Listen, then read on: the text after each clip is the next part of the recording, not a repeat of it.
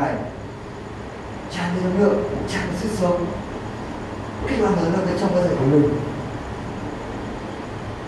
lan tỏa các cơ thể, hít hơi sâu, cảm nhận nguồn năng lượng vũ trụ đã chảy trên đỉnh đầu, chảy dần từ cơ thể qua vai, cánh tay, bàn tay và ngón tay, chảy dần từ tim, phổi đi qua được phủ ngũ tạng, xuống chân, bàn chân, các ngón chân, kích hoạt năng lượng bên trong cơ thể của mình, lan tỏa năng lượng bên trong, kết hợp với năng lượng từ vũ trụ đất trời, sinh khí tinh xung quanh.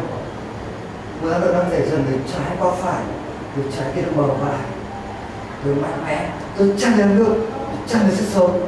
Tôi là người thuyết trình xuất chúng, tôi là nhà vô địch.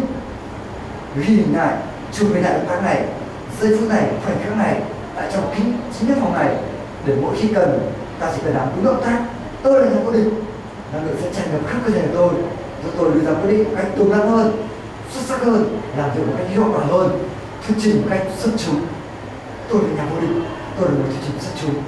Hít sâu, thở ra nhẹ nhàng, từ từ mở mắt, phải để thật mạnh, xả khí.